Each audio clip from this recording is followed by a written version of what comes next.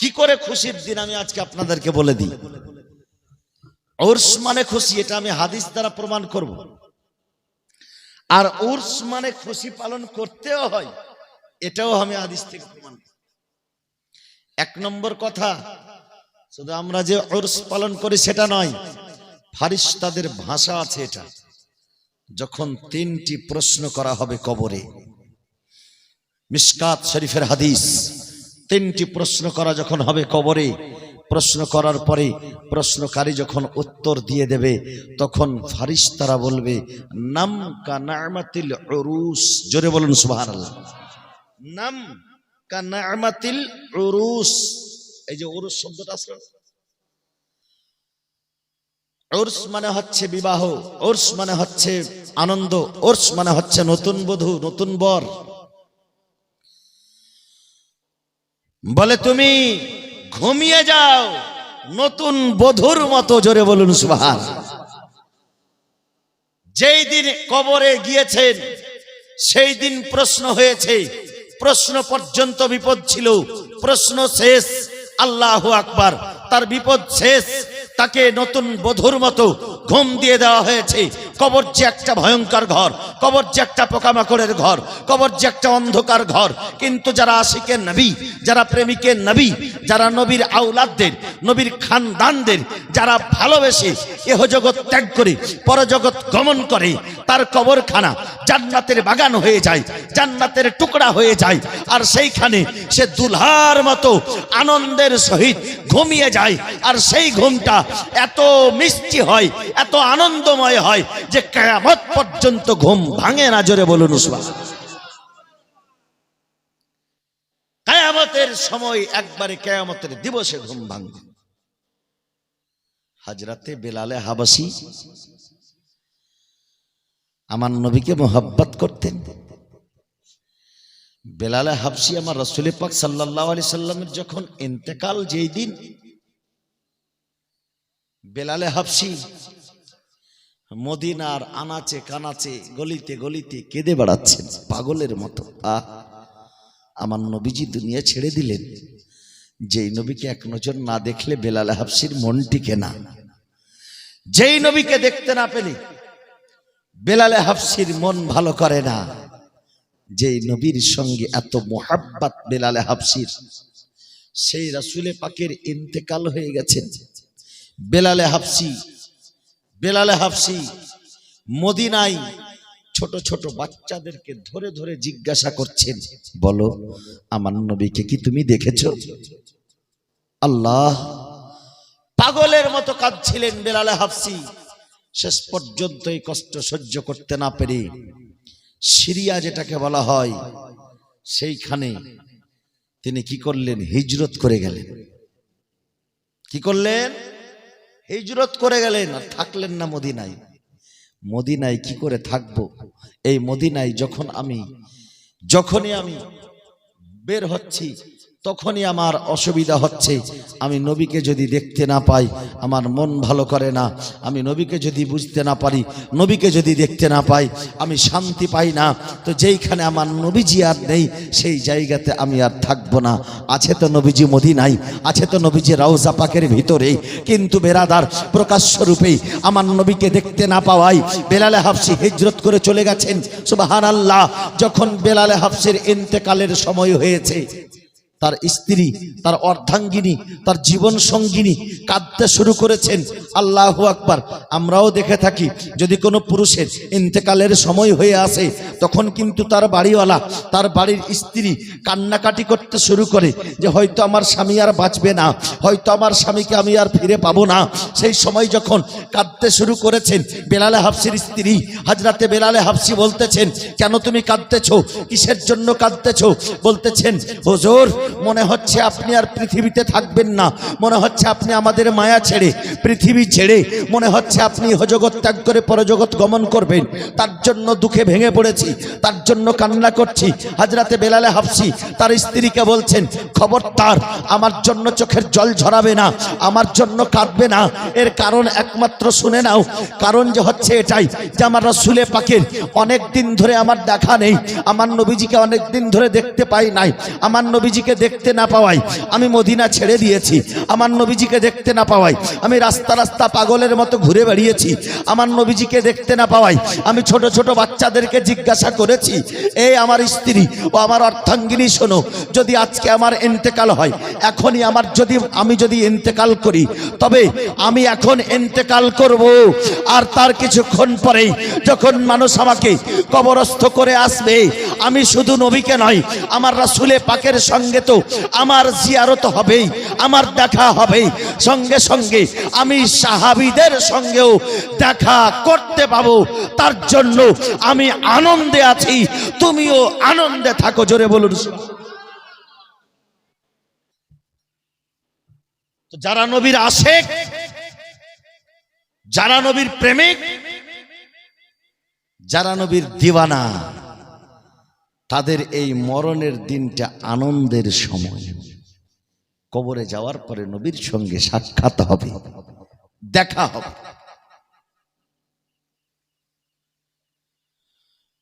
কবরে যাওয়ার পরে রাসূলে পাক সাল্লাল্লাহু আলাইহি সাল্লামের যারা ঘরানা, আপনাদের এলাকায় নবীজির ঘরানার লোক আসে না? আসে তো? আসে? নবীর ঘরানার লোক আসে? हाँ, ये तो है ही बोलता है, किंतु है को क्या बोलता है ये भी पता नहीं है। माशाअल्लाह। আল্লাহর ওলি যারা যারা ঘরানার, তারা যখন তাদের যদি মোহাব্বত করা যায়, নবীর ঘরানাকে হযরতে আলী, হযরতে ফাতেমা, হাসনাইন কারিমাইন, এই চারজন হচ্ছে নবীর ঘরানা। আর এই চারজন থেকে নবীর বংশ প্রস্ফুটিত হয়েছে, নবীর বংশ চালু হয়েছে। জোরে বলুন। তাফসীরে রুহুল বায়ান এবং তাফসীরে কবীরের মধ্যে রয়েছে, মাম্মাতা আলা আলি হুব্বে মুহাম্মাদিন ইউজাফফু ইলাল জান্নাতি কামা তাজুফুল উরুসু ইলা বাইতি যাওজিহা ফুতিহা লাহু ফি কবরিহি বাবুন ইলাল জান্নাত ওয়া জাআলাল্লাহু কবরাহু মাজারু মালাইকাতির রাহমাহ। যদি কোনো একজন ব্যক্তি যারা নবীর আল আওলাদ এবং নবীকে ভালোবেসে মারা গেল, আমাদের মতো সাধারণ ব্যক্তি যারা নবীর এবং নবীর ঘরানাকে ভালোবেসে মারা গেল, তাফসীরের কিতাবের মধ্যে বলা হয়েছে যে তাকে এমন ভাবে জান্নাতে প্রবেশ করা হবে যেমন একজন নতুন বধূ সাজুগুজু করে নিজের বরের বাড়িতে প্রবেশ করে। শুধু তাই নয়, ফুতিহা লাহু ফি কবরিহি বাবুন ইলাল জান্নাত, তার কবর থেকে নিয়ে জান্নাত পর্যন্ত একটি দুয়ার খুলে দেওয়া হবে। শুধু তাই নয়, বলে জাআলাল্লাহু কবরাহু মাজারু মালাইকাতির রাহমাহ, সেই কবরখানার জিয়ারতের জন্য আল্লাহর ফারিস্তারা আসবে। জোরে বলুন সুবহানাল্লাহ।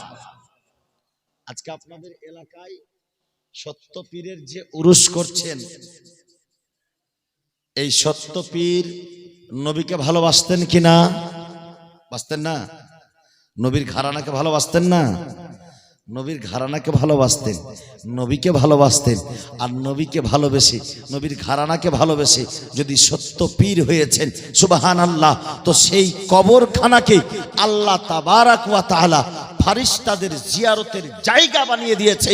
সেবার রহমতি ফারিস্তা বলে জাআলাল্লাহু কবরাহু মাজারু মালাইকাতির রাহমাহ, সেই কবরখানাকে আল্লাহর রহমতি ফারিস্তারা জিয়ারত করে। যারা আল্লাহর নবী এবং আল্লাহর নবীর বংশধরের সঙ্গে প্রেম প্রীত রেখে মারা গেল, তার কবরখানা যদি রহমতের ফারিস্তারা জিয়ারত করতে পারে, তবে আমরা মুমিন মুসলমান সেই কবরখানা জিয়ারত করলে আমাদের গুনাহ হবে না, বেদাত হবে না, শিরিক হবে না, সেই গুনার কোনো প্রকাশ্য হবে না। যদি সেই কবরখানা জিয়ারত করা যায় তবে অবশ্যই নেকির কাজ হবে। জোরে বলুন। কেউ যদি বলে কবর জিয়ারতে যাব না, তার কথা মানা যাবে? যাবে না। निगाहे इश्क वली में वो तासीर देखी, बदलती हजारों की तकदीर देखी, बदलती हजारों की तकदीर देखी। हजरत बड़ पीर अब्दुल कादिर जिलानी রাদিয়াল্লাহু তাআলা আনহু শৈশবকালে ছোট্টকালে একজন নয় দুইজন নয় 40 জন ডাকাতকে 40 জন লুটেরাকে 40 জন ডাকাতকে রাহজানকে এক বাক্যে কলেমা পড়িয়ে মুসলমান করে দিয়েছেন। একটা নজরে এক নজরে 40 জন ডাকাতকে মুসলমান করেছে। শুধু তাই নয়, 40 জনই আল্লাহর ওলি হুজুর বড় পীর আব্দুল কাদির জিলানী রাদিয়াল্লাহু তাআলা আনহুর মুহাব্বত যখন করে তওবা করেছিলেন, বড় পীর আব্দুল কাদির জিলানীর নজর পড়ে যাওয়ায় তারা প্রত্যেকজন আল্লাহর ওলি হয়ে গিয়েছিলেন। জোরে বলুন সুবহানাল্লাহ।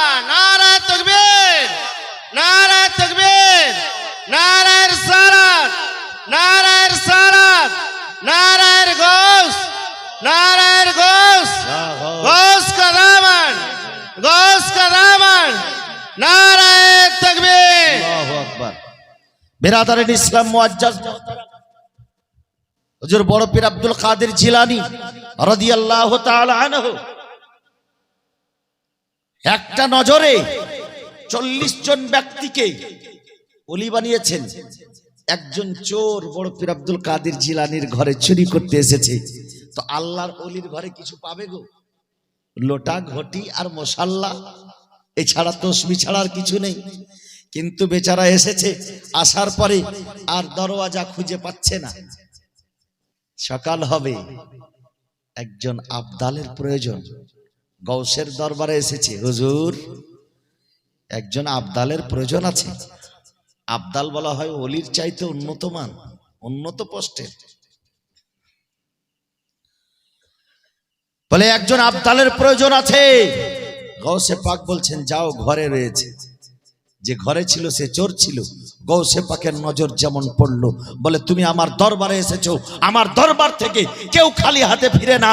আজকে তুমি আমার দরবারে যখন চুরির নিয়তে এসেছো, যাও তোমাকেও আমি খালি হাতে ফিরাবো না। এসছিল চুরির নিয়তে, চুরি করার জন্য ফিরে যাচ্ছে আবদাল হয়ে, আল্লাহর ওলি হয়ে। জোরে বলুন वाह क्या मर्तबा गौस है बाला तेरा, ऊंचे ऊंचों के सरों से कदम आला तेरा, सर भला क्या कोई जाने कैसा तेरा, औलिया मलते हैं आंखें वो है तलवा तेरा। जोरे बोलो सुभान। और वो क्या दबे जिस पे हो हिमायत का पंजा तेरा, वो क्या दबे जिस पे हो हिमायत का पंजा तेरा, शेर को खतरे में लाता नहीं कुत्ता तेरा। जोरे बोलून। কুকুরের এত পাওয়ার যে শের সেই কুকুরের কাছে গিয়ে টিকতে পারে না। একবার দুরুদে পাক পড়ুন আল্লাহ।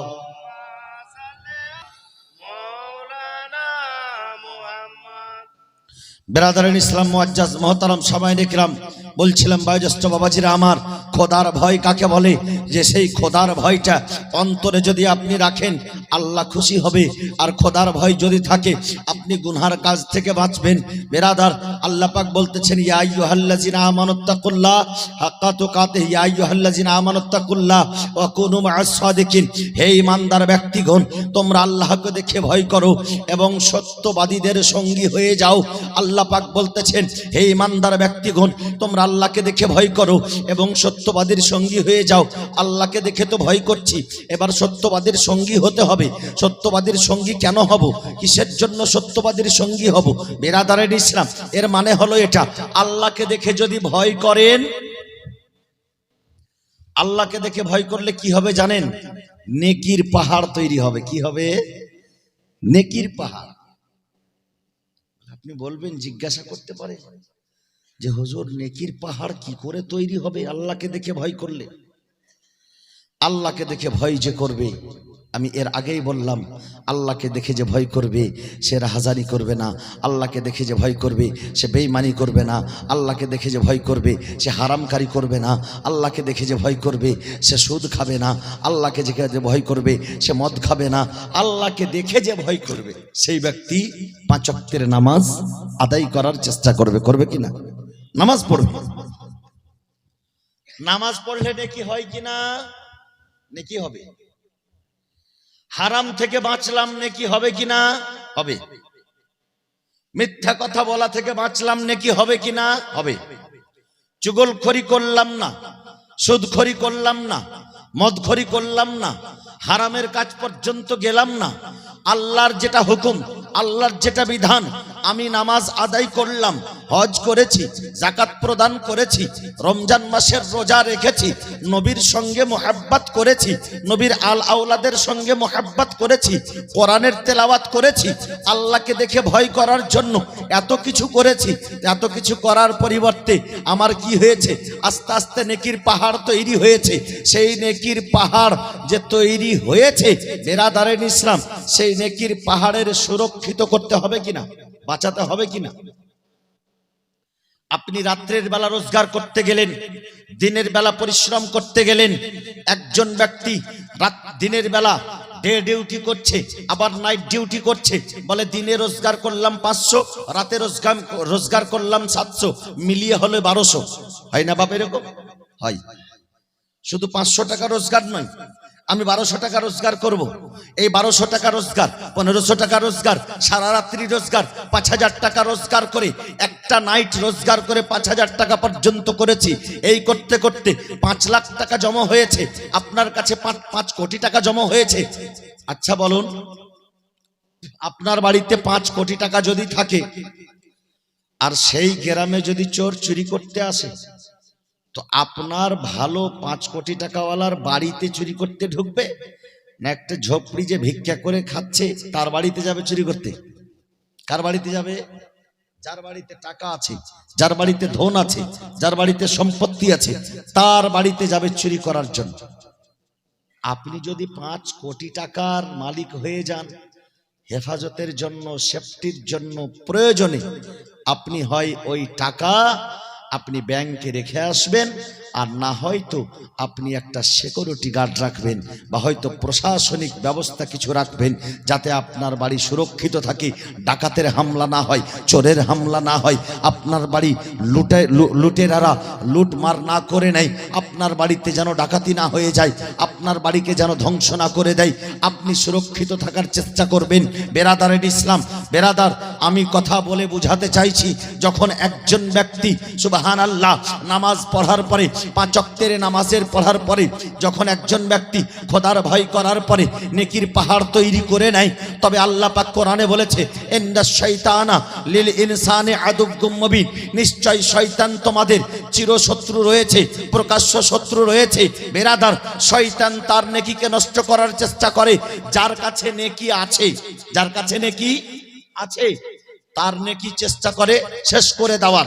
যার কাছে ঈমান আছে, তার ঈমানকে ধ্বংস করার চেষ্টা করে। শয়তান চেষ্টা করে যাতে ঈমানদার মানুষ বেঈমান হয়ে যায়। শয়তান চেষ্টা করে যে নেককার মানুষ যেন গুনাহগার হয়ে যায়। শয়তান চেষ্টা করে, নেকির পাহাড় আছে, সেই নেকির পাহাড়কে ধ্বংস করে দেওয়ার চেষ্টা করে। বেরাদারের ইসলাম, সেই শয়তানের হামলা থেকে বাঁচতে হবে। আজকে আমি খোদার ভয় করে নেকির পাহাড় করেছি, আপনি খোদার ভয় করে নেকির পাহাড় তৈরি করেছেন, সেই শয়তানের হাত থেকে বাঁচতে হবে।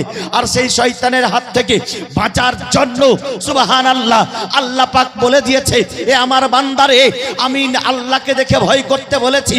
আর এটা কথা সত্য যে আল্লাহকে দেখে ভয় করলে নেকির পাহাড় হবে। তো সেই নেকির পাহাড়কে তুমি যদি সুরক্ষিত রাখতে না পারো, তবে তোমার সেই নেকির পাহাড়কে বাঁচিয়ে রাখার জন্য তুমি সত্যবাদীদের সঙ্গী হয়ে যাও। তোমার নেকির পাহাড়টাও বেঁচে যাবে, ঈমানটাও বেঁচে যাবে। জোরে বলুন সুবহানাল্লাহ। বুঝা গেল না বাপ? কথা বুঝা যায় না আমার? সত্যবাদীদের সঙ্গী হয়ে যাও। সত্যবাদীদের সঙ্গী যখন হয়ে যাব রব্বুল আলামিন, তবে আমার নেকির পাহাড়টা বাঁচবে। সত্যবাদীদের সঙ্গী হলে আমার নেকিটা আমি বাঁচাতে পারবো। আল্লাহু আকবার। তো সত্যবাদী কারা? সত্যবাদী কারা? এবার তো জানতে হবে, এবার তো বুঝতে হবে সত্যবাদী কে। আমি সত্যবাদী? আপনি সত্যবাদী? আমার পার্শ্বে যে সভাপতি সাহেব বসে আছেন ইনি কি সত্যবাদী? সত্যবাদী অ্যাকচুয়ালি কাকে বলেছেন আল্লাহ? সত্যবাদীর যে সঙ্গী হতে বলেছেন, আপনি চিনতে না পারলে কি করে সঙ্গী হবেন? পৃথিবীতে অনেক মানুষ। আচ্ছা বলুন, আমি আজকে মনে করুন আসলাম মালদা থেকে, তাই তো বাপ? মালদা থেকে আসলাম, আপনি বলছেন হুজুর আরামবাগে আসবেন। আরামবাগে আসার পরে আমার একটা লোক আছে, সেই লোকটার সঙ্গে হয়ে যাবেন, আর সঙ্গে হলে আপনি আমাদের স্টেজ পর্যন্ত পৌঁছে যাবেন। আরামবাগে কি একটাই লোক দাঁড়িয়ে আছে না অনেক আছে? অনেক আছে। তখন আমি বলবো তার পরিচয় কি? সেই লোকটাকে যে আমি চিনবো, আরামবাগে তো অনেক লোক দাঁড়িয়ে থাকে, সে অনেক অসংখ্য লোকের মধ্যে অসংখ্য লোকের ভিড়ে তাকে আমি চিনবো কি করে? আপনি তখন পরিচয় দিচ্ছেন, তার মাথায় লাল টুপি থাকবে, পরনের জামাটা নীল থাকবে, তার পরনের প্যান্টটা কালো থাকবে, সে জুতা পরে আছে, তার কাছে একটা লাল রঙের স্প্লেন্ডার বাইক আছে। একটা একটা করে পরিচয় দিতে শুরু করলেন। সে অমুক জায়গাতে একটা জায়গা নির্দিষ্ট বলে দিলেন, অমুক জায়গায় দাঁড়িয়ে থাকবে। তারপরেও যদি চিনতে অসুবিধা হয় তবে আপনি তার টেলিফোন নম্বর দিয়ে দেবেন, টেলিফোন নম্বরে ফোন করে নেবেন, তার মোবাইলে ফোন করে তার সঙ্গে যোগাযোগ করবেন, আর তার সঙ্গে হয়ে গেলেই তখন আপনি চলে আসতে পারবেন, কোনো অসুবিধা হবে না।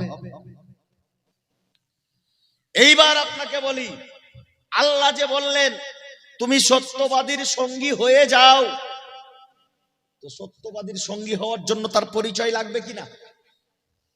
সত্যবাদী কারা? হে আল্লাহ, আমি সত্যবাদী কোন ব্যক্তি? যে সত্যবাদীর সঙ্গে আমি হয়ে যাব, হে রব্বুল আলামিন কি করে বুঝবো আল্লাহ ইনি সত্যবাদী? আমি কি করে বুঝবো? আল্লাহ পাক বলতেছেন, ও আমার বান্দারে শোনো শোনো, তুমি যখন বুঝতে পারবে না তো যাও, তোমাকে একটা পরিচয় আর দিয়ে দিচ্ছি, আনআমতা আলাইহিম। জোরে বলুন সুবহানাল্লাহ।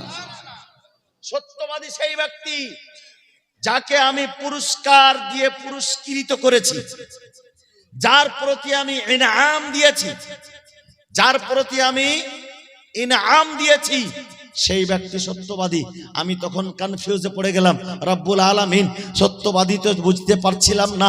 এবার সত্যবাদীর যে পথ আপনি দেখালেন, তো আপনি এটাই বললেন যে যার উপরে আমি ইনাম দিয়েছি, যাকে আমি পুরস্কার দিয়েছি, সেই ব্যক্তি সত্যবাদী আছে। হে রব্বুল আলামিন, সেই ব্যক্তিকে কি করে খুঁজে বের করব? আল্লাহ গো, কার প্রতি তোমার ইনাম রয়েছে, কার প্রতি তোমার পুরস্কার রয়েছে? রব্বুল আলামিন, আমার তো কষ্টি পাথরে যাচাই বাছাই করার ক্ষমতা হয় না। আল্লাহ গো, আমাকে যদি একটু পথ দেখিয়ে দাও তবে হয়তো একটু সুবিধা হতো, তবে হয়তো খুঁজে বের করতে পারতাম। আল্লাহ পাক বলতেছেন, ও আমার বান্দারে অসুবিধা নাই, আসো, আমি সত্যবাদী কারা তোমাকে দেখিয়ে দিচ্ছি। বলে আমার ইনাম কাদের উপরে, আমার পুরস্কার কার উপরে রয়েছে আমি তোমাদেরকে দেখিয়ে দিচ্ছি। শুনে রাখো এ আমার বান্দারে, শুনে নাও, আমি যাকে পুরস্কার করেছি সেই দলটি হচ্ছে একটি দল নয়, চারখানা দল রয়েছে। সেই চারখানা দলের মধ্যে তুমি যার সঙ্গে হয়ে যাবে তুমি পথ পেয়ে যাবে, সুপথগামী হয়ে যাবে, সত্যবাদীদের সঙ্গী হয়ে যাবে। বলে সত্যবাদী কারা? যার উপরে আল্লাহর ইনাম আছে। আল্লাহর ইনাম কাদের উপরে আছে? আল্লাহ পাক বলতেছেন, আনআমাল্লাহু আলাইহিম মিনান নাবিয়্যিনা ওয়া সিদ্দিকিনা ওয়া শুহাদায়ে ওয়া সালিহিন। জোরে বলুন সুবহানাল্লাহ। যার প্রতি আল্লাহর ইনাম আছে তারা হচ্ছে চার প্রকারের। কয় প্রকারের? চার প্রকারের লোক, তার উপরে আল্লাহ পাকের ইনাম রয়েছে। আনআমাল্লাহু আলাইহিম মিনান নাবিয়্যিনা ওয়া সিদ্দিকিনা ওয়া শুহাদায়ে ওয়া সালিহিন। একটা গ্রুপের কথা বলা হয়নি, একটা দলের কথা বলা হয়নি, চারখানা দলের কথা বলা হয়েছে। নবীন বলা হয়েছে সর্বপ্রথম, আনআমাল্লাহু মিনান নাবিয়্যিন, নবীদের উপরে আল্লাহর পুরস্কার রয়েছে। নবীগণ কারা? আমরা সকলেই জানি। আদম থেকে নিয়ে ঈসা পর্যন্ত, আদম থেকে নিয়ে আমার আখেরি নবী পর্যন্ত, আদম থেকে নিয়ে মুহাম্মদুর রাসূলুল্লাহ পর্যন্ত যতজন নবী এসেছেন, 1,24,000 পয়গম্বর, যতজন আল্লাহর নবী এসেছেন, সমস্ত নবীগণ হচ্ছেন সত্যবাদী। জোরে বলুন। তার মানে নবীর পথে আমাকে চলতে হবে, নবীর মতে আমাকে চলতে হবে। বেরাদারান ইসলাম মুআজ্জাজ মুহতারাম, একটা দল হচ্ছে নবীগণ, দ্বিতীয় দল হচ্ছে সিদ্দিকীন, যারা নবীর সাহাবী। হযরতে উমারে ফারুক, ওসমান গনি, আলী, হযরতে উমর ফারুক, হযরতে আলী, হযরতে ওসমান, হযরত আবু বকর সিদ্দিক, হযরতে তলহা, হযরতে জুবাইর, যারা সাহাবী রাসূল, তারা হচ্ছেন সত্যবাদী। জোরে বলুন সুবহান।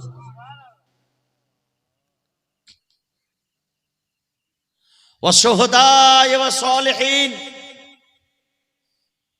এবার আসলো 3 নম্বর শুহাদা, যারা আল্লাহর পথে নিজে শহীদ হয়ে যায়, তারা হলো সত্যবাদী। বাবা হাসবা না বাপ, হাসতে হবে না বাবা, হাসি চলবে না। যারা আল্লাহর পথে শহীদ হয়ে গেল, তারা হচ্ছে সত্যবাদী। বেরাদারান ইসলাম মুআজ্জাজ মুহতারাম, আল্লাহর রাস্তায় যারা শহীদ হলো, তারা হচ্ছে সত্যবাদী। শুহাদা কারা? কারা শহীদ হয়েছে? সুবহানাল্লাহ। বদরের যুদ্ধ থেকে নিয়ে উহুদের যুদ্ধ পর্যন্ত, উহুদের যুদ্ধ থেকে নিয়ে খন্দকের যুদ্ধ পর্যন্ত, খন্দকের যুদ্ধ থেকে নিয়ে আওতাসের যুদ্ধ পর্যন্ত, আওতাসের যুদ্ধ থেকে নিয়ে কারবালার যুদ্ধ পর্যন্ত যতজন সাহাবী রাসূল, আল্লাহর নবীর সাহাবীগণ, ইসলামের খাতিরে যুদ্ধ করে যারা শহীদ হয়েছেন কারবালার প্রান্তরে দ্বীনে ইসলামকে বাঁচানোর জন্য, হুসাইনের মুহাব্বতে যারা শহীদ হয়েছে, তারাকে সত্যবাদী বলা হয়েছে। জোরে বলুন। একদিক থেকে যদি নাম নেওয়া যায়, হযরতে হামজা শহীদ হয়েছেন, সত্যবাদী। সুবহানাল্লাহ। হযরতে উমর শহীদ হয়েছেন, সত্যবাদী। হযরতে ওসমান শহীদ হয়েছেন, সত্যবাদী। সুবহানাল্লাহ। হযরতে সুবহানাল্লাহ, হযরতে আলী আসগর শহীদ হয়েছেন, সত্যবাদী। আলী আকবর শহীদ হয়েছেন, সত্যবাদী। হযরতে কাসিম শহীদ হয়েছেন, সত্যবাদী। সৈয়দুশ শুহাদা ইমাম আলী মাকাম ইমাম হুসাইন রাদিয়াল্লাহু তাআলা আনহু শহীদ হয়েছেন, তিনি হচ্ছেন সত্যবাদী। তার পথের যদি পথিক হয়ে যাও, তুমি জান্নাতের পথে চলে যাবে। জোরে বলুন সুবহানাল্লাহ। সঠিক পথে চলে যাবে।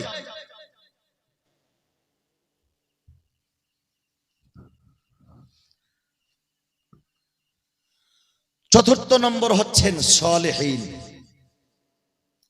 যাকে আমরা পীর বলি, যাকে আমরা অলি বলি, তাকে একটা ভাষায় বলা হয়েছে সালেহীন, নেককার। তারা হচ্ছে সত্যবাদী। সালেহীনকে যখন খুঁজতে গেলাম, একদিক থেকে যদি নাম নেওয়া যায়, বাগদাদের মাটিতে পীরানে পীর, দস্তগীর, গৌসে সামদানি, কুতুবে লাসানি, বড় পীর আব্দুল কাদের জিলানী ওয়া গিলানী রাদিয়াল্লাহু তাআলা আনহু সত্যবাদী। খোরাসানের মাটিতে, হযরতে আজমিরের মাটিতে হযরতে খাজায়ে খাজগা, খাজায়ে হিন্দুস্তান, খাজায়ে আজমিরি সঞ্জরি রাহমাতুল্লাহ তাআলা আলাইহি, তিনি সত্যবাদী। সুবহানাল্লাহ। হুজুর নিজামউদ্দিন আউলিয়া মাহবুবে ইলাহি, তিনি হচ্ছেন সত্যবাদী। হযরতে কুতবুদ্দিন বখতিয়ার কাকি, তিনি হচ্ছেন সত্যবাদী। বেরাদারান ইসলাম, খুঁজতে খুঁজতে যখন আপনাদের এই গ্রামে, আপনাদের এই মোল্লাপাড়ায় আসলাম, তো সেইখানে সত্য পীর আরাম করতেছেন একজন সত্যবাদী। জোরে বলুন সুবহানাল্লাহ। নারে তাকবীর, নারে তাকবীর, নারে রিসালাত, নারে রিসালাত, নারে গৌস, নারে গৌস, নারে খাজা, নারে খাজা, নারে তাকবীর। আল্লাহু আকবার। সত্যবাদী পাওয়া গেল কোথায়? এদের সঙ্গে যদি হয়ে যায়, তবে আল্লাহকে ভয় করে যে নেকিটা জোগাড় করেছি, পাহাড় সমতুল্য যে নেকি করেছি, সেই নেকিটাকে বাঁচিয়ে রাখার জন্য একটা পথ পেয়ে গেলাম, একটা রাস্তা পেয়ে গেলাম। মুআজ্জাজ মুহতারাম, ইমাম ফখরুদ্দিন রাজি আলাইহির রহমত ওয়া রিজওয়ান, কি নাম বললাম? ইমাম ফখরুদ্দিন রাজি, যিনি তফসিরে কবির লিখেছেন। কি লিখেছেন? তফসিরে কবিরের হাওয়ালা আলিম ডিপার্টমেন্টের লোকেরা দেয়। এখানে আলিম আচ্ছা আছে, আলিম থাকলে মাহফিল একটু ভালো হয়, সুবিধা হয়। কারণ কোন কোন কেতাবের নাম বললে সবাই যদি বুঝতে না পারে তো আলিমেরা বুঝতে পারে। এই তফসিরে কবিরটা বিশ্বের সব জায়গাতে মোটামুটি করে পড়াশোনা হচ্ছে, এমন তফসিরের কিতাব। যেমন তফসিরে জালালাইন, তফসিরে বাইজাবি, তফসিরে ইবনে কাসির, আর তফসিরে সুবহানাল্লাহ সুবহানাল্লাহ। ইমাম ফখরুদ্দিন রাজি আলাইহির রহমত ওয়া রিজওয়ান, যিনি তফসির মুফাসসির ছিলেন, মুফাক্কির ছিলেন, যিনি একজন ইমাম ছিলেন, ইমাম ফখরুদ্দিন রাজি, বিশেষ করে তিনি ফান্নে মান্তিক যেটা হয় সেই মান্তিকের ইমাম ছিলেন, একজন যোগ্য ইমাম এবং একজন যোগ্য আলিমে দ্বীন। কত বড় যোগ্য ছিলেন জানেন? যোগ্যতা কেমন ছিল? বলে যোগ্যতা এমন ছিল যে 360 খানা দলিল পেশ করতেন আল্লাহর একাত্মবাদে। জোরে বলুন সুবহানাল্লাহ।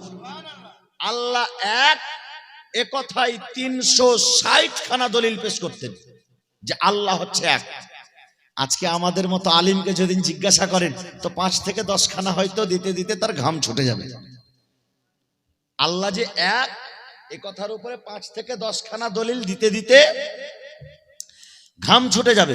কথা বলতে যাচ্ছিলাম যে আল্লাহ ইরশাদ করতেছেন, আমার বান্দারা তোমরা আল্লাহকে দেখে ভয় করো এবং সত্যবাদীদের সঙ্গী হয়ে যাও। ওকুনু মা'আস সাদিকিন। সেই সত্যবাদীদের সঙ্গীর কথা বলছিলাম যে সত্যবাদীদের সঙ্গী হয়ে যাও। সত্যবাদীদের সঙ্গী হলে লাভ কি আছে? সত্যবাদী কারা? সত্যবাদী কোথায় পাওয়া যাবে? আমি একটার পর একটা কোরআন থেকে আপনাদেরকে প্রমাণ দিয়ে স্টেপ বাই স্টেপ আমি আপনাদেরকে বুঝিয়েছি। সুবহানাল্লাহ। এবার সত্যবাদীর যে সঙ্গী হব, তবে সত্যবাদীর সঙ্গী হলে লাভ কি হবে? ইমাম ফখরুদ্দিন রাজি আলাইহির রহমত ওয়া রিজওয়ান, যিনি তফসিরের কিতাব লিখেছেন, সেই তফসিরের কিতাব লিখনেওয়ালা ইমাম আল্লাহ তাবারাক ওয়া তাআলার একাত্মবাদে 360 খানা দলিল পেশ করতেন। কিন্তু উনার পীরের নাম হচ্ছে নাজমুদ্দিন কুবরা, ইমাম নাজমুদ্দিন কুবরা। তো নাজমুদ্দিন কুবরা শত শত মাইল দূরে বসে আছেন, আর ইমাম ফখরুদ্দিন রাজি বিছানায় শুয়ে আছেন, মরণ বিছানায়। তার মানে হচ্ছে তার জাকানদানি শুরু হয়েছে, কিছুক্ষণের মধ্যে ইন্তেকাল হয়ে যাবেন। কিন্তু বেরাদার, এই যে ইবলিস শয়তান, ইন্নাশ শাইতানা লিল ইনসানি আদুউম মুবিন, নিশ্চয় ইবলিস শয়তান তোমার শত্রু, প্রকাশ্য শত্রু। এই ইবলিস শয়তান চলে এসেছে ইমাম ফখরুদ্দিন রাজির কাছে। সুন্দর মাথায় টুপি দিয়েছে, সাদা ধবধবে পোশাক পরেছে, মুখে সাদা ধবধবে দাড়ি। ইবলিস শয়তান যেই রকম রূপ ধারণ করতে চাইবে সেই রকম রূপ সে ধারণ করতে পারবে। ইমাম ফখরুদ্দিন রাজির কাছে এসেছে, আসার পরে বলছে, হুজুর আপনি কি 360 খানা দলিল পেশ করেন আল্লাহ পাকের একাত্মবাদে? বলে, হ্যাঁ, আমি আল্লাহ পাকের একাত্মবাদে 360 খানা দলিল পেশ করি। বলে, বলুন আমাকে, আমি শুনতে চাই, আমি জানতে চাই। ইমাম ফখরুদ্দিন রাজি আলাইহির রহমত ওয়া রিজওয়ান 360 খানা দলিলের মধ্যে একটার পর একটা দলিল দিতে শুরু করলেন, বলে কুল হুয়াল্লাহু আহাদ, আল্লাহ এক। কিন্তু এইদিকে ইবলিস শয়তান তার দলিল খানাকে রদ করে দিয়ে, তার দলিল খানাকে কেটে দিয়ে, তার দলিল খানাকে বাদ দিয়ে দিয়ে আবার সে নিজে অন্য একটা দলিল পেশ করে দিচ্ছে যে আল্লাহ এক নয়, আল্লাহ অনেক। বেরাদারেন ইসলাম, এই রকম করতে করতে ইমাম ফখরুদ্দিন রাজি এক দুই খানা নয়, প্রায় 360 খানা দলিল পেশ করলেন। জোরে বলুন সুবহানাল্লাহ। 360 খানা দলিল পেশ করলেন। একজন মুফাসসিরে কোরআন, আল্লাহর বিখ্যাত ওলি, একজন সত্যবাদী হওয়ার পরেও 360 খানা দলিল একদিক থেকে পেশ করলেন। আর এইদিকে ইবলিস শয়তানও কম নয়। এক সময় মুআল্লিমুল মালায়েকা ছিল, ফেরেশতাদের শিক্ষক ছিল, ফেরেশতাদের টিচার ছিল, ফেরেশতাদের লিডার ছিল। ইবলিস শয়তান, তার মধ্যে জ্ঞান গরিমা কম নাই, সে 360 খানা দলিলকেই বাতিল করে দিয়েছে। এবার অবস্থা কি হবে? কোন মানুষের ইন্তেকালের সময় যদি সে বলে যে আল্লাহ এক, একাধিক আল্লাহ রয়েছে, একের চাইতে বেশি আল্লাহ রয়েছে, তার ঈমান থাকবে? থাকবে না। যদি বলে একের চাইতে বেশি আল্লাহ আছে, তার ঈমান থাকবে না, তার ঈমান নষ্ট হয়ে যাবে, তার ঈমান শেষ হয়ে যাবে। ঠিক সেই রকম ভাবে ইমাম ফখরুদ্দিন রাজিকে যখন সুবহানাল্লাহ 360 খানা দলিল পেশ করলেন, তারপরেও 360 খানা দলিল পেশ করে ইমাম ফখরুদ্দিন রাজির 360 খানা দলিলকেই সেই ব্যক্তি, সেই ইবলিস শয়তান রদ করে দিয়েছে, কেটে দিয়েছে। এবার কোনো উপায় নেই। এবার সে যদি দলিল দিয়ে প্রমাণ করতে না পারে, তবে এটাই প্রমাণ হবে যে তিনি আল্লাহকে এক প্রমাণ করতে পারলেন না। হযরত ইমাম ফখরুদ্দিন রাজি চিন্তায় চিন্তিত, রব্বুল আলামিন, আমি সারাটা জীবন আল্লাহর একাত্মবাদ প্রকাশ করে এসেছি, আল্লাহকে এক বলে এসেছি, আল্লাহকে এক জেনে এসেছি। আল্লাহর একাত্মবাদে আমি 360 খানা দলিল পেশ করেছি, 360 খানা দলিল দিয়ে আমি আল্লাহকে এক বলে প্রমাণ করেছি। আজকে আমার শেষ অবস্থায় আমি তোমাকে এক বলে প্রমাণ করতে পারছি না। এই দিকে তার পীর ও মুর্শিদ, যার নাম হলো নাজমুদ্দিন কুবরা, অনেক দূরে, শত শত মাইল দূরে ওযুর জন্য বসেছিলেন। হঠাৎ করে মুরাক্কাবায় গেলেন। মুরাক্কাবায় যাওয়াতে তিনি বুঝতে পারলেন যে আমার মুরিদ, মুরিদে খাস, আমার খাদিম, আমার মুরিদ অনেক দূরে, দূরদারাজ জায়গাতে বিছানায় শুয়ে আছে। ইবলিস শয়তানের সঙ্গে মুনাজারা চলছে, ইবলিস শয়তানের সঙ্গে লড়াই চলছে। আল্লাহর একাত্মবাদের প্রকাশের জন্য 360 খানা দলিল পেশ করেছে। তারপরেও ইবলিস শয়তান মানতে পারেনি। ইবলিস শয়তান তার 360 খানা দলিলকে রদ করে দিয়েছে। ইমাম নাজমুদ্দিন কুবরা তাকে ডাক দিয়ে বলছেন, বেটা ফখরুদ্দিন রাজি, তুমি সেই শয়তানকে বলে দাও যে আমি বিনা দলিলে আল্লাহকে এক মানি। জোরে বলুন সুবহানাল্লাহ। যেমন এ কথা বলা যে আমি বিনা দলিলে আল্লাহকে এক মানি, এ কথা বলেছে, আর তেমনি ইন্তেকাল হয়ে গেলেন। কফসে আনসুরি থেকে তার রূহখানা বের হয়ে গেল। আল্লাহ আল্লাহ। এবার একটু চিন্তা ভাবনা করেন, তার শেষ বাক্য ছিল আমি বিনা দলিলে আল্লাহকে এক মানি। শেষ শব্দ কি? আমি আল্লাহকে এক মানি। কেউ ব্যক্তি, কোনো ব্যক্তি যদি আল্লাহকে এক মানি কথাটা বলে মানা যায়, তার মানে আল্লাহর প্রতি তার ঈমান আছে।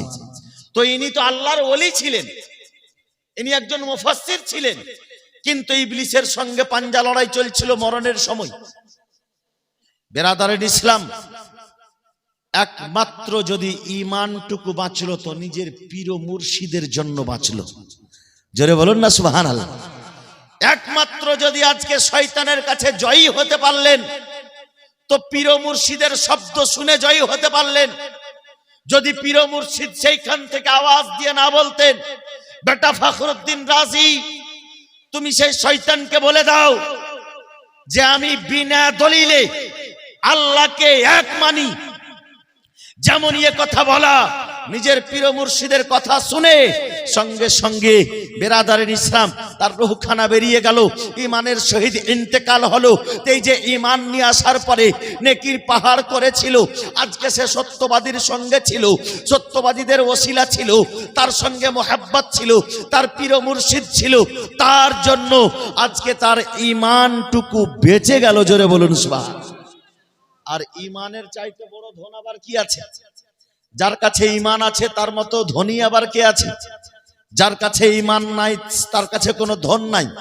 যার কাছে ইমান আছে, ইমানটা হচ্ছে পরম ধন, ইমানটা হচ্ছে চরম ধন। সেই ইমান যদি না থাকে তবে আপনার কোনো কিছুই কাজে আসবে না। যদি ইমান না থাকে আল্লাহকে যতই ডাকেন কোনো কাজে কোনো লাভ হবে না। যদি ইমান না থাকে যতই নামাজ পড়েন না কেন কোনো কাজে লাগবে না। যদি ইমান সঠিক না থাকে যতই আপনি ইবাদত করুন না কেন কোনো কাজে আসবে না। এই বেরাদারেন ইসলাম, সর্বপ্রথমে আগে ইমান নিয়ে আসতে হবে।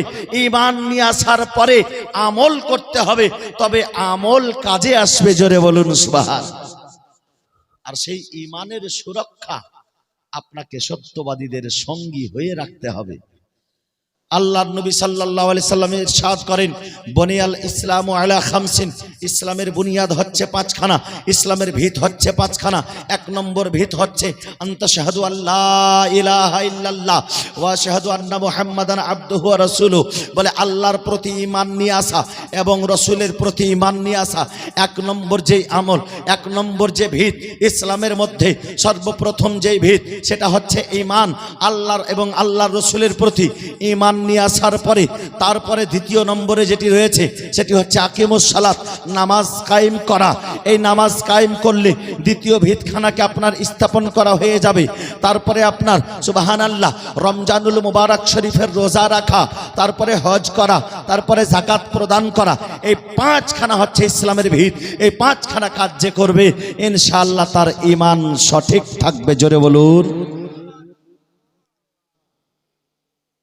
আগামী তো রমজান মাস আসছে। আপনাদের এলাকার লোক রোজা করে তো ভাই? সবাই করে না? আলহামদুলিল্লাহ।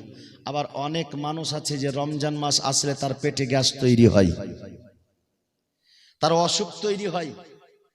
অসুখ না থাকলেও বলে অসুখ হয়েছে। জাপানি একজন সায়েন্টিস্ট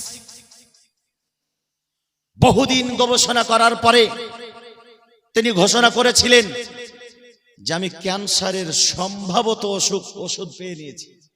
ক্যান্সারের সম্ভাবত ওষুধ পেয়ে নিয়েছি। বলে কি? বলে পেটের মধ্যে যে ক্যান্সার হয়, সেই পেটের মধ্যে ক্যান্সারটা কেন হয়? পেটের মধ্যে ক্যান্সার এজন্য হয় যে পেটের মধ্যে যখন ঘা হয়ে যায় তখন ক্যান্সার হয়ে যায়। আর ক্যান্সারে যে জীবাণু তৈরি হয় সেই জীবাণুটা এমনই শক্ত জীবাণু। বলে কি জীবাণু? তাকে শেষ করার কি রাস্তা আছে? বলে হ্যাঁ হ্যাঁ আছে। পেটের মধ্যে যদি সেই জীবাণু তৈরি হয়ে যায় তবে কমপক্ষে 12 থেকে 14 ঘন্টা না খেয়ে থাকতে হবে। কত ঘন্টা? 12 থেকে 14 ঘন্টা জলপান করতে হবে না, খাবার খেতে হবে না। বলে খাবার খেতে হবে না কতদিন এটা? বলে 25 থেকে 30 দিন। কতদিন? 25 থেকে 30 দিন। এ কথা যখন জাপানের সায়েন্টিস্ট বলল তখন মুসলমানের গর্ভে বুকটা ফুলে গেল। হে রব্বুল আলামিন, এতদিন হয়তো বুঝতে পারিনি, আমরা তো সায়েন্টিস্ট নই, আমরা তো গবেষণা করতে পারি না, তবে এতটুকু জানতে পারিনি। হে রব্বুল আলামিন, তবে এখন বুঝতে পারছি। আল্লাহ গো, তুমি বছরে একটা মাস আমাদের উপরে রোজাকে ফরজ করেছো। সেই রোজাতে আমরা 12 থেকে 14 ঘন্টা না খেয়ে আমাদেরকে থাকতে হয়। যদি ছোট দিন হয় তবুও 12 ঘন্টা হয়, আর যদি বড় দিন হয় তবে 14 ঘন্টা হয়। বেরাদারেন ইসলাম, বলে 12 থেকে 14 ঘন্টা আমাদের না খেয়ে থাকতে হয়। রব্বুল আলামিন বুঝতে পারিনি যে রোজার মধ্যে এত বড় অসুখের ওষুধ রয়েছে। হে রব্বুল আলামিন, জানি না তোমার ইবাদতে এত শেফা রয়েছে। যদি কোনো ব্যক্তি প্রত্যেক বছর 30টি করে রোজা রাখে ইনশাআল্লাহ তার পেটে ক্যান্সারের কোনো জীবাণু তৈরি হবে না। জোরে বলুন।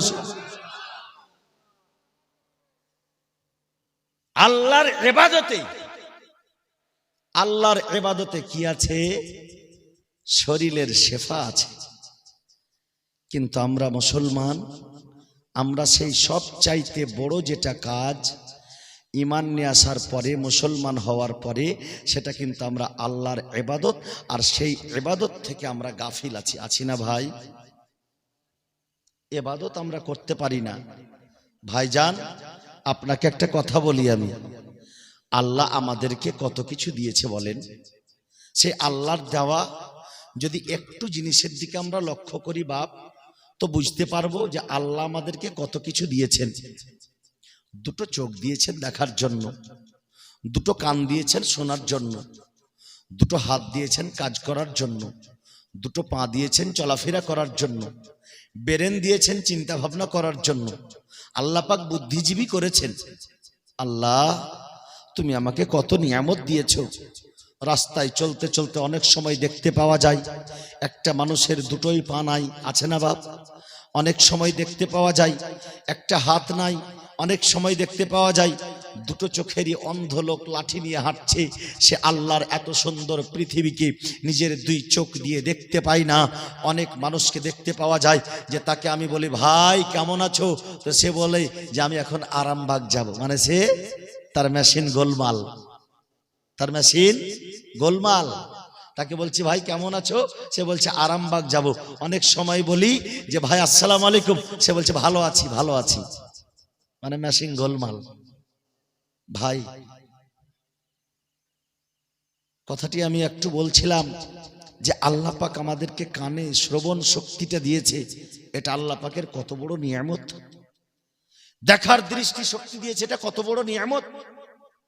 আজকে আপনি হাসপাতালে যান, অসুস্থ রোগী যার দিন যাচ্ছে, যার একটা মুহূর্ত পার হয় না, 1 ঘন্টা যাচ্ছে তো 1 বছর মনে হচ্ছে, কত কষ্টে সে পড়ে আছে। আর আজকে আমি সুস্থ সবল শরীর নিয়ে চলাফেরা করছি, আল্লাহ আমাকে সুস্থতা দিয়েছে, এটা আল্লাহর কত বড় নিয়ামত। কোন মানুষ যদি বলে যে আপনাকে আমি 1 কোটি টাকা দেব, দুটো চোখ দিয়ে দাও, কেউ দেবে গো? ভাই গরিব থাকবো অনেক ভালো, দিব না আমার চোখ, দেব না আমি তোমাকে আমার চোখ। এই চোখ আপনার কত মূল্যবান, আল্লাহ কত দামি জিনিস দিয়েছে আপনাকে, অথচ আমরা আল্লাহ পাকের সমস্ত কিছু সুবিধা আমরা নিচ্ছি। মানুষ রূপে জন্ম হওয়ার পরে একটা কথা বলুন তো বাপ, এই গাছপালা যে সৃষ্টি আছে, এই গাছ থেকে আমরা কিছু পাই? পাই কি পাই? অক্সিজেন পাই। এই গাছ থেকে আমরা মুক্ত অক্সিজেন পাই। এই গাছপালাকে তৈরি করেছে আল্লাহ মানুষের সুবিধার জন্য। এই জমি থেকে আমরা ফসল ফলিয়ে সেই ফসল আমরা খাদ্য রূপে ব্যবহার করি, করি না ভাই? এই জমিকে তৈরি করা হয়েছে আল্লাহ মানুষের সুবিধার জন্য তৈরি করেছে। আমরা সূর্যের কাছ থেকে কি পাই? আলো বাতাস পাই, আলো পাই। শুধু আলো নয়, তাপমাত্রাও পাই। যদি সূর্যের তাপমাত্রা না হতো, মানুষ পাথরে জমাট বেঁধে মূর্তির ন্যায় হয়ে যেত, শীতে জমাট বেঁধে। তার চাইতে বড় আশ্চর্যের বিষয় যে আল্লাহ তাবারক ওয়া তাআলা সূর্যকে হুকুম দিয়েছে যতটুকু যেখানে তাপমাত্রা প্রয়োজন ততটুকুই সেই তাপমাত্রা প্রয়োগ করছে। জোরে বলুন সুবহানাল্লাহ। যদি বেশি করে, সূর্যের তাপ কি কম আছে? সূর্যের নিজস্ব তাপমাত্রা 1200 ডিগ্রি। যদি ইচ্ছা করে সূর্য আপনার গ্রামে 500 ডিগ্রি তাপমাত্রা দিয়ে দেয়, কি হবেন? জ্বলে পুড়ে ছাই। আপনার এলাকায় যতটুকু তাপমাত্রা প্রয়োজন সেই সূর্য দিচ্ছে কার হুকুমে? আল্লাহর। তার মানে আল্লাহই দিচ্ছে। তো আল্লাহ আমাদেরকে বাঁচিয়ে রাখার জন্য সূর্যের আলো দেয়, সূর্যের কিরণ দেয়, রাতের বেলা চাঁদের আলো পাই। সারা পৃথিবীর গাছপালা আছে, পশু পাখি আমাদের সুবিধার জন্য আল্লাহ তৈরি করেছে। আমরা গরুকে দেখেন আমাদের সুবিধার জন্য। আজকে গরুর দুধ খাওয়া যায়, সুবহানাল্লাহ। গরু দিয়ে আমরা চাষবাস করে থাকি, গরু দিয়ে অনেক বিভিন্ন কাজ করা যায়। আজকে সুবহানাল্লাহ যত পশু রয়েছে সমস্ত পশুকে আল্লাহ পাক মানুষের সুবিধার জন্য তৈরি করেছে। পাহাড় পর্বত তৈরি করেছে মানুষের সুবিধার জন্য, নদ নালা তৈরি করেছে মানুষের সুবিধার জন্য, পাহাড়ের ঝর্ণা মানুষের সুবিধার জন্য, গাছের ফুল ফল মানুষের সুবিধার জন্য। মানুষকে আল্লাহ পাক সবকিছু মানুষের সুবিধার জন্য আল্লাহ দুনিয়াকে তৈরি করে রেখেছে। জমির ফসল পানি মানুষের সুবিধার জন্য। কিন্তু মানুষ আল্লাহর কাছ থেকে এতটা সুবিধা নেওয়ার পরে মানুষের জন্যই তো আল্লাহ সব তৈরি করেছে। এই যে মানুষ শ্বাস প্রশ্বাস নিচ্ছে, অক্সিজেন নিচ্ছে, একটা দিনে 24 ঘন্টায় 2.5 লক্ষ বার চাইতে বেশি তোমার হার্টবিট হয়। তুমি শ্বাস প্রশ্বাস নাও 2.5 লক্ষ বার চাইতে বেশি। এই শ্বাস প্রশ্বাস নিচ্ছ, তুমি বেঁচে আছো। কোন কবি বলেছেন जानवर पैदा किया गया तेरे वफा के वास्ते, चांद और सूरज है तेरे जिया के वास्ते, खेतियां सरसब्ज है तेरे गजा के वास्ते, सब कुछ तेरे लिए है और तू खुदा के वास्ते। जरे बोलो, सब कुछ तेरे लिए है और तू खुदा के वास्ते। আল্লাহ পাক বলতেছেন ওমা খালাকতুল জিন্না ওয়াল ইনসা ইল্লা লিয়াবুদুন, বলে আমি মানব জাতিকে এবং জিন জাতিকে শুধুমাত্র ইবাদতের জন্য তৈরি করেছি। মানুষ এতটাই স্বার্থপর, আল্লাহ তাবারাক ওয়া তাআলার সমস্ত সুবিধা মানুষ উপভোগ করছে, কিন্তু আল্লাহ পাক যে মানুষকে নিজের ইবাদতের জন্য তৈরি করেছে, সেই বান্দা আল্লাহ পাকের যাবতীয় জিনিস নেওয়ার পরেও একটা সময় আল্লাহ পাকের শুকরিয়া আদায় করে পাঁচ ওয়াক্তের নামাজ তো দূরের কথা, একবার রাত্রে ঘুমানোর সময় তওবা পড়ারও তৌফিক হয় না। ঠিক বলিনি বাপ? একবার রাত্রে ঘুমানোর সময় তওবা পড়ারও তৌফিক হয় না। আজকে কোনো ভাই যদি বাইকে ঘুরে, কার নেওয়ার স্বপ্ন, কারে ঘুরে হেলিকপ্টার নেওয়ার স্বপ্ন, তার মনই ভরে না, শুকরিয়া আদায় করতেই জানে না। আল্লাহর শুকরিয়া আদায় কি করে করতে হবে ভাই? আল্লাহর শুকরিয়া আদায় করুন। আপনি সুস্থ আছেন, অসুস্থ লোককে দেখুন, বলে আল্লাহ তুমি আমাকে সুস্থ রেখেছো, আলহামদুলিল্লাহ। আল্লাহ গো তোমার সমস্ত প্রশংসা যে তুমি আমাকে সুস্থ রেখেছো। কোন অন্ধ ব্যক্তিকে দেখলে আল্লাহর শুকরিয়া আদায় করে তুমি আলহামদুলিল্লাহ পড়ো, আল্লাহ গো তুমি আমাকে চোখ দিয়ে দেখার শক্তি দিয়েছো। আল্লাহ আমার মতো অনেক মানুষ আছে যারা পৃথিবীতে অন্ধ, দেখতে পাই না, তুমি আমাকে দেখার শক্তি দিয়েছো, তার জন্য আলহামদুলিল্লাহ। বিরাদারিন ইসলাম, প্রতিটা জিনিসের জন্য আপনি যদি শুকরিয়া আদায় করেন, ইনশাআল্লাহ আপনার জীবনটা কল্যাণময় হবে। বিরাদারিন ইসলাম, ইমাম শেখ সাদি আলাইহি রাহমাত রিজওয়ান দামেস্কের জামে মসজিদে নামাজ পড়তে ঢুকেছেন। কোথায়? দামেস্কের জামে মসজিদে নামাজ পড়তে ঢোকার পরে আল্লাহর ইবাদত করলেন, করার পর আল্লাহর কাছে দোয়া করছেন। পা মুবারক খাম হয়ে গেছে রাস্তাতে চলার জন্য, এর কারণ রাস্তাতে চলাকালীন পায়ে কোনো জুতা ছিল না, কোনো চাপ্পাল ছিল না, কোনো স্যান্ডেল ছিল না। যখন রাস্তাতে চলেছেন পায়ে কাটা খোঁচ লেগেছে, পাথরের সঙ্গে ধাক্কা লেগেছে, পাথরের সঙ্গে পা লেগেছে, চামড়া খাম হয়ে গেছে, পা দিয়ে রক্ত বেরিয়ে গেছে, পায়ে ব্যথা করছে। আল্লাহ আল্লাহ যখন ইবাদতের জন্য মসজিদে গেলেন, আল্লাহর কাছে দোয়া করতে করতে শেখ সাদি আলী রহমত রিজওয়ান দোয়া করে ফেললেন, রব্বুল আলামিন তুমি আমাকে এমনটা করেছো, আল্লাহ গো তুমি আমাকে এমনটা গরিব করেছো রব্বুল আলামিন যে আমার পায়ে দুটো জুতোও নেই। আল্লাহ পাক এই দোয়া করলেন, করার পরে আর মসজিদ থেকে বেরিয়ে আসলেন। কোথায় থেকে বেরিয়ে আসলেন? মসজিদ থেকে বেরিয়ে আসলেন।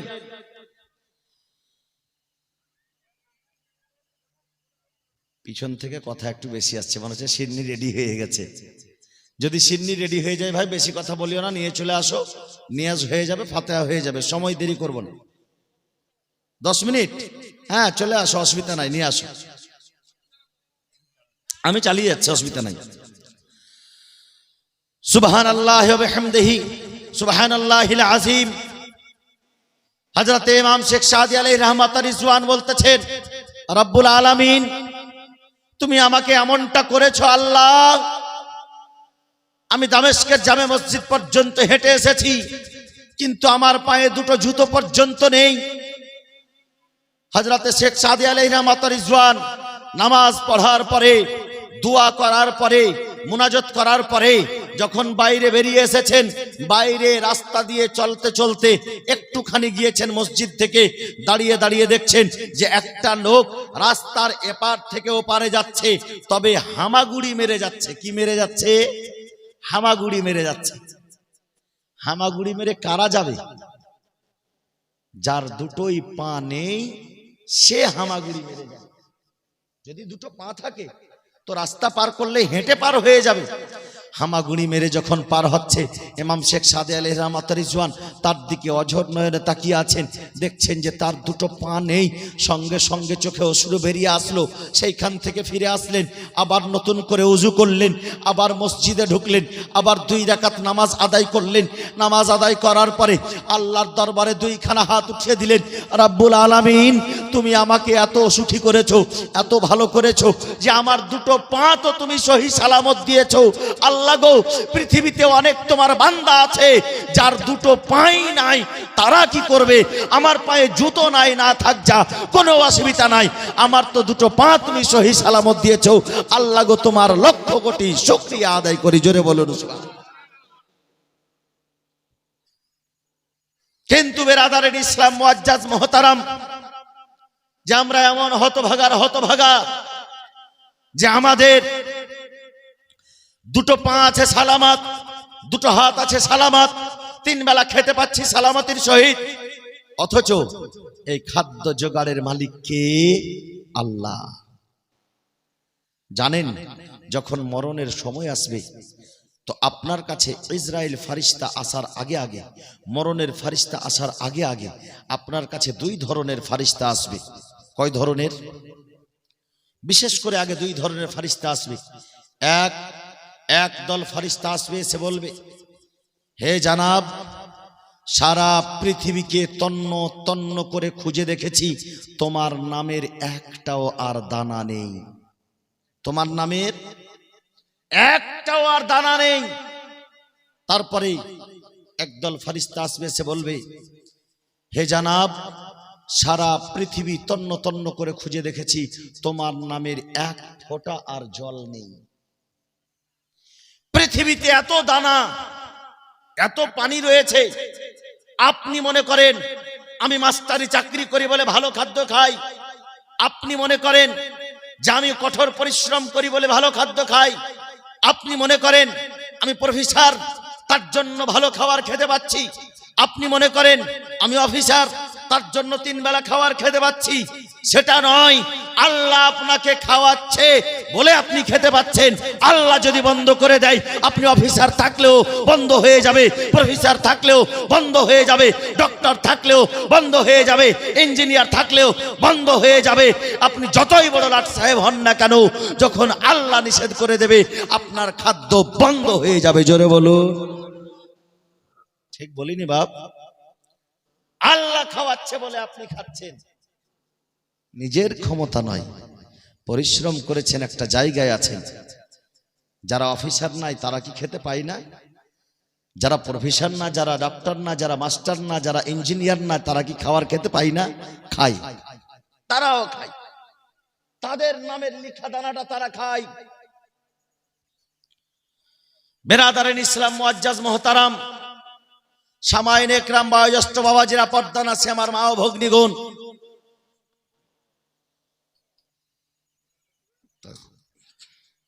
সেই রব্বুল আলামিন যেই দিন আপনার খাওয়ার বন্ধ করে দেবে, সেই দিন আপনার খাওয়ার বন্ধ হয়ে যাবে, আপনাকে আর কেউ খাওয়াতে পারবে না।